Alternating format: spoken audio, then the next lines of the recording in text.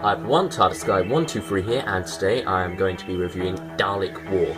This is a two-story box set featuring two interlinked stories from the 1970s, and they are Frontier in Space and Planet of the Daleks. So let's just jump right into this. As you can see here, got Doctor Who on the cover there, John Pertwee, a Draconian, the Master, and then three Daleks right there. The one in the middle is the Dalek Supreme. We have Dalek War written on the bottom right there. Frontier in Space, Planet of the Daleks are the two stories, as previously mentioned. The Third Doctor and Joe Grant face the combined might of the Daleks and the Master in these two classic stories. And these two classic 1973 adventures, and it's a 4-disc set. That's 2 discs each. So let's just look on the side here. I'll just turn that to the side. Actually, you can see the two stories that are featured there, and the logos and whatnot at the bottom. Back is exactly the same as the front, and here is the other side of the spine. This is the spine for the box itself, and it's better to hold it up that way, I don't know, but yeah, I think you get the basic idea. Here's the top, and here is the bottom. So then, let's take a look at the two stories inside, starting off with the first one, Frontier in Space. So you got Third Doctor right there, and then a Draconian right in the middle there, with a planet behind him. I think that's actually the Draconian Emperor or the Draconian Prince, I'm not sure which. Got the Master right there, Joe Grant there, Dalek outline there, because they are revealed in the climax of this story at part 6 to be the ones behind the plot. Then you have Ogron there and Earth Police spaceship right there. There's the spine again, and then the back of this individual packet, got Doctor there again with two Draconians, and a couple of other pictures as well, written by Malcolm Hulke, who is one of my favourites, if not my favourite writer of Doctor Who. I really do love loads of his stories, and I think he's a very talented writer, and I love the political aspects he throws into there as well. So anyway, you got commentary there, and Perfect Scenario, Lost Frontier. This is sort of like a 2-part story, actually. It's a very interesting way of doing a documentary about these things. It's like told in a narrative term, and yeah, I think that's a very interesting way to do a documentary, I will say. And this, first part of it here is quite good, as like each part looks at the respective story that the disc is on. So this one looks at Frontier in Space. And yeah, it's quite an interesting story. I won't go too in depth into that, because obviously it's just a special feature, and I think it's a treat to watch for yourself. And then the Space War is a standard making of, that's quite good. Roger Delgado, the Master, is a look back at his life and times and whatnot, and all his acting stuff, because this is his final appearance in Doctor Who, sadly, and we'll talk more about that in a bit. Strip for Action, the Third Doctor. If you've seen the Strip for Actions, they're sort of like take it or leave it. If you've seen some of the other ones and you like them, looking at the comics and whatnot, then that might be for you. If not, well, it's just one special feature of many. I'm sure you'll find another one to like. Taking a look on the inside now. Got disc 1 there, and then disc 2 there. There's the front of the booklet. Let's take a closer look at said booklet right now. Here is that. And then opening up, take a look on the inside there. And finally taking a look on the back. It is 6 parts. Both stories are 6 parts, getting a total of 12 parts in this, which is, I would say, a very good deal. So, what do I think of this story overall? Well, this is sort of like a classic for me, because it was my first proper taste of the Third Doctor, my first proper taste of Classic Who, actually, I believe. I got the original VHS like ages and ages ago, and yeah, I sort of fell in love with it, really. I guess it's mainly nostalgia that's driving this. So I apologise for that. I may be a bit blinded by nostalgia, but nevertheless, I think it is a very strong story. And you know, I fell in love with Roger Delgado's master from this. I think he is wonderful in the role, perfect fit for the role. Works very well opposite John Pertwee. Sort of got this one-upmanship between them. And here in his final appearance, obviously he didn't know it was his final appearance at the time because the tragic accident that killed him in Turkey, I believe it was while Green Death was being broadcast, so not long after this story was broadcast actually. And yeah, it is quite a shame. And his final scene in this is probably not the best one to go out on for him, where he just like shoots the Doctor and then suddenly disappears with the Ogrons.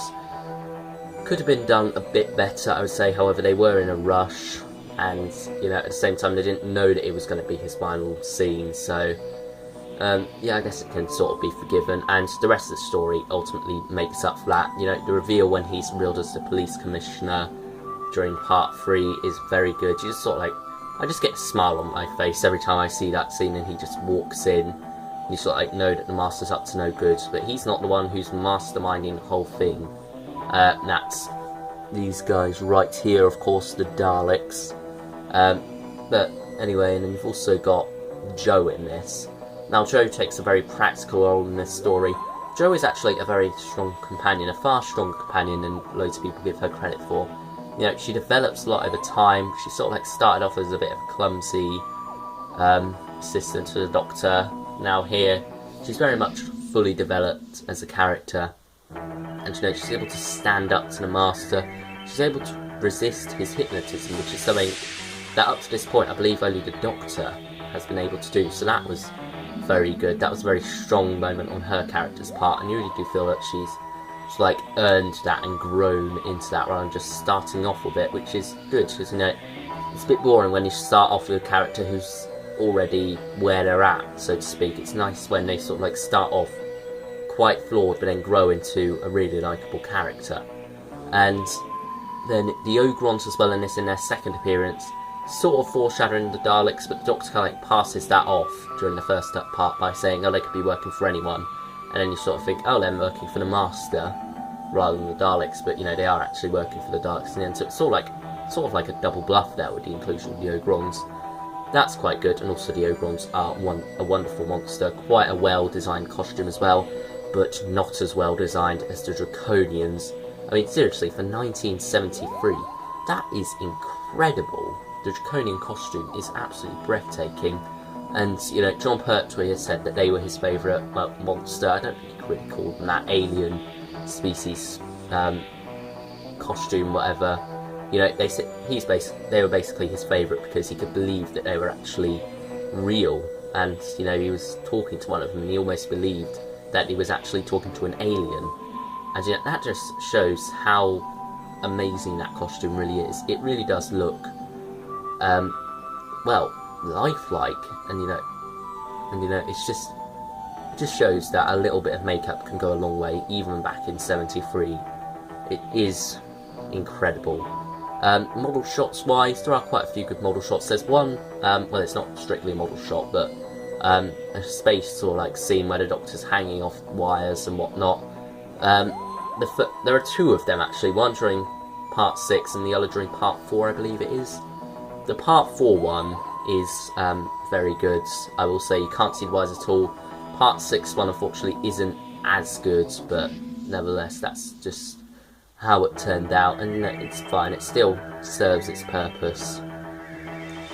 I really do love this story. I think I've been saying that a lot during this review, but you know, it's the truth. It is a very good story. A lot of people say it's a bit boring because it's mainly just the Doctor and Jo getting locked up, then locked up again. And I will admit, it is a bit tedious in that aspect. It does sort of like feel a little bit repetitive with that stuff going on. But, you know, as I said, I'm a bit blinded by nostalgia at the same time. And also there are some wonderful lines in this, such as when Jo Grant gets her new outfit and then the Doctor's just like, who are you fighting tonight? You know, it's just a wonderful little playful line that I really do love. And yeah, Frontier in Space, I think it's time to rate it now, because I've just blabbered on about it. So while I'm tempted to go 10, I will go 9. I will pull myself back from going all out, because I do recognise that it does have flaws, but they just don't bother me too much. So yeah, I'd say 9 is a very fair rating for this story. So then let's take away Frontier in Space and take a look at Planet of the Daleks. So here that is, right here. Got a much greener cover this time against the purple. You got the Supreme Dalek there. You got Taran and the Doctor tackling a Dalek right here. And here you have a Spiridon, which are invisible, by the way. It's just sort of like in a fur there, so let's keep them from the cold and whatnot. And then you got, I assume they're meteorites or something, shooting stars, whatever, going through the sky. Presumably that's the planet Spiridon right there, and then you've got the jungle setting the background. And because Spiridons are invisible, who knows, there may be loads of them back there, but that's the only one you can see because it's got its furs on. There's the sides, as you saw previously. Here is the back right there. Nope, did not mean to do that. And yeah, since the mid-1970s, episode 3 of this story has only been available as 16mm black and white film recording, but for this DVD release it has been returned to full colour. That's what was written in that white bit there. That's yeah, that is actually restored very well. I didn't really notice it at all, that it was sort of like from black and white to colour. That is done very well. Then you've got commentary, once again, the second part of Perfect Scenario, this one, The End of Dreams. Pretty much said all I said about it in my Frontier in Space section of the review. But I will say it's quite a confusing ending, but I'd say a fairly good ending as well to that sort of like mini story there within a documentary. Yeah, I do like that idea. The Rumble in the Jungle, which is basically the making of for this one, yeah, that's okay, I guess. Multicolorization is, as I mentioned previously, about the black and white being returned to colour. That's basically the process of how they did that. And then another strip for action here, this time focusing on the Daleks. That's probably the most unique of the strip for action ones, and I'd say that one's worth a look over the others, to be honest. And then you've got another couple of things there, like Blue Peter and whatnot. So let's open this up now, take a look on the inside here. Disc 1 and there's disc 2. Yeah, for some reason that's very loose on mine, it just sort of swings about a lot. Yeah, that's that, and then there's the booklet, which I'll take out to give you a closer look at. Here is that. Opening it up and looking further in there, you have the commentary stuff and whatnot and the other special features, and then it is once again a 6-parter. So, now for my thoughts on Planet of the Daleks. I think, well, let's give some background here first about my experience of this, because it wasn't, well, I didn't see it immediately after Frontier in Space. I actually had to wait a great many years to see this until I finally got the DVD box set. So, having watched Frontier in Space very early on as a child, it's sort of like Planet of the Daleks sort of became this mythical thing in a way. And, you know, it's sort of like what the Lost Stories are for some people, sort of like what the Weather Fear was when it was finally returned. Me watching this for the first time was a bit like that experience, because, you know, I'd read about it, I'd watched Frontier in Space loads of times anticipating it, but I'd never actually seen it until I finally got to this. So, did I feel let down by it? I think maybe a little bit. I think I sort of enjoyed it, mainly from the nostalgia of the Frontier in Space sort of driving me to enjoy it, but maybe on subsequent watches it is sort of go down a bit in my view. I don't know, it's hard to tell really, but I do think it is quite a good story. Now, one of the main accusations of this is that it is sort of like a carbon copy of the Daleks in a lot of ways. There is quite a bit similar going on there. So, yeah, I think that is a worthy criticism, to be honest. However, you've got to remember that it is 1973. No one would have seen the Daleks since 1963. It only went out once. So, 10 years' time, people probably would have forgotten about it in that time, probably would have gotten the story details. I believe the novelisation was released, but, maybe not quite the same. I guess for people watching it after seeing the novelisation, probably been like, oh, it's a bit of an adaptation, or sort of like, they enjoyed it nevertheless. And, now we sort of like forget that when we could just watch them at any time we want because of DVDs and whatnot. So there is sort of that bit of, it's easier to compare now. But back then, TV was made to only really got up once, maybe twice. So you can sort of forgive them for doing that. And also, because it's the 10th anniversary, it could almost be seen as a little bit of a celebration, sort of like going back to old ideas and rehashing them, but in the new style as such. And, there is enough different about this to separate it from the Daleks. There is enough going on that's different, but at the same time, you've got stuff going on that does feel quite celebratory. And Planet of the Daleks is in a lot of ways standard Terry Nation stuff. It's an exciting romp, and the characters are thrown into danger immediately, and then the danger just keeps building and building up. Also, what's interesting about this is that the Doctor and Joe get separated for the first 3 episodes. They're very much apart, and the Doctor thinks Joe is dead at one point as well, which is quite well done. And I like that sort of like separating them right from the beginning. So you've sort of like got 2 separate story strands going on there. That's very good. And then they finally meet up, and you get this nice reunion. I think right at the beginning of part 4, near enough. So yeah, that's quite good. And then you got the Dalek Supreme back here, who is a rather nice design for a Dalek, I think. It's always nice when you sort of like get a built-up Dalek, in a way, one that's not exactly the same as its underlings, but just with a different colour.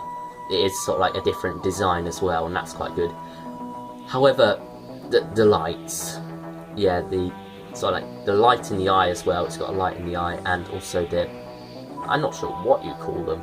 I think, people just sort of jokingly call them headlights or whatever, or ears, or whatever you call them. But yeah, person inside there working them, I'm not sure whether he was just off with it or something, but they are very badly done, we'll say.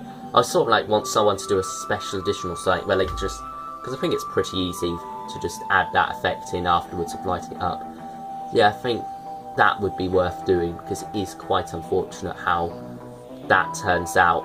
And it's sort of a mercy that's only in part 6, really, because that can get really annoying, because your only way of telling which Dalek's speaking is with the lights on their heads, and when that light is not going accordingly, it does get a bit confusing, like when lips are out of sync, in a way. It's a bit like that, and it is quite frustrating. But anyway, that's a minor technical fault, and luckily it's only restricted to part 6, and it's not even in that much of part 6. So yeah, that's good. Connection to Frontier in Space. Here is one of my big problems with it. It doesn't really connect that well. I mean, you've got a short scene, sort of like saying, well, we stopped their plans, didn't we, Doctor? Oh no, it just turns out that they're going to invade the galaxy anyway. It's a weak link, but at the same time I feel like it doesn't really work, because you had this cliffhanger, well, not cliffhanger, but yeah, sort of like this big reveal in episode 6 of Frontier in Space that the Daleks were here. And, so you knew that this story was going to feature Daleks, and next week the Daleks were going to be in it. And then you're sort of like waiting all the way through part 1, and then suddenly the Doctor's shocked to see that there's a Dalek there for the cliffhanger. And I know Terry Nation does love his episode 1 reveal of the Daleks. But at the same time, I'm just thinking, it's in the title. They were in the previous story. You've already had that reveal in a way.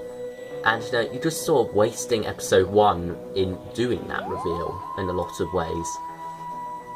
So that is unfortunate, to say the least. It's just sort of like a bit annoying in a way, and a bit of a waste of episode 1. While there is some other interesting stuff that goes on in episode 1, it's just sort of like, it doesn't link in with Frontier in Space as well as it could have done, I will say.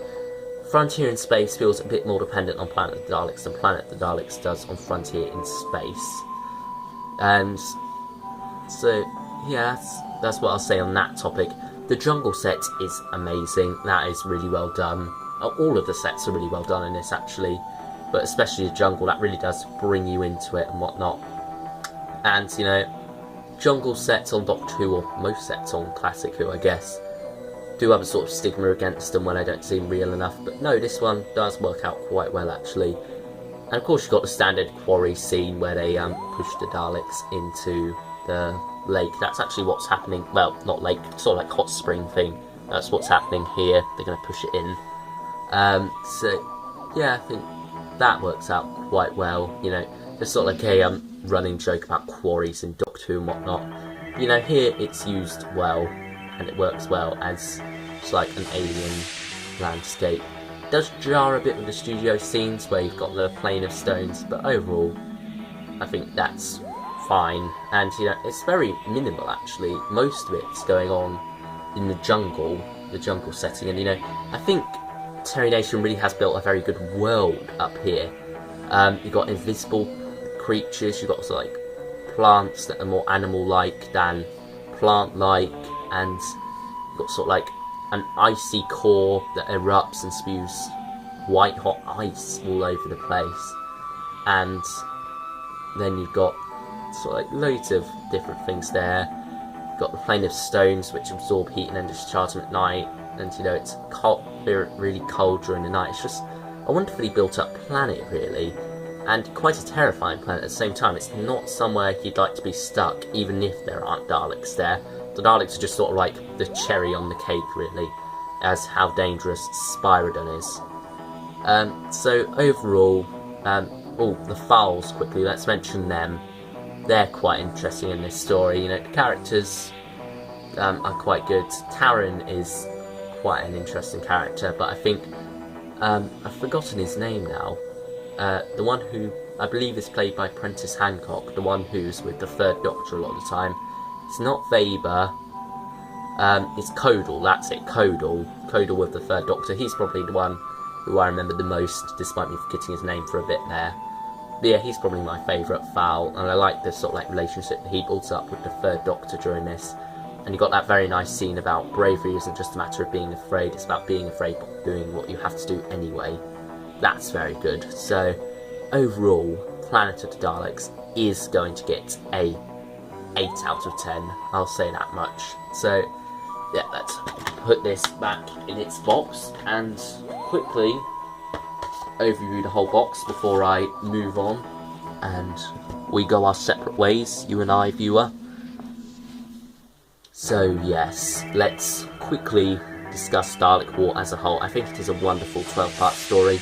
A bit jarring, as I did say, between the two in the transition. Planet of the Daleks doesn't hold up its end of connectivity as such with Frontier in Space, but overall it is definitely worthwhile getting. I mean, you're getting 12 episodes here for a very good price, I believe. I think it's just, I can't remember how much it is. It's sort of like around 10 quid. If you can find it for that price, then it is definitely worth picking up. Got some wonderful special features as well, 4 discs.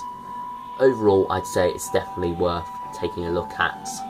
So, thank you for watching this review, everyone, and I will see you all on Monday for the beginning of Big Finish week. I hope you're looking forward to it. I know I am. But until then, bye everyone.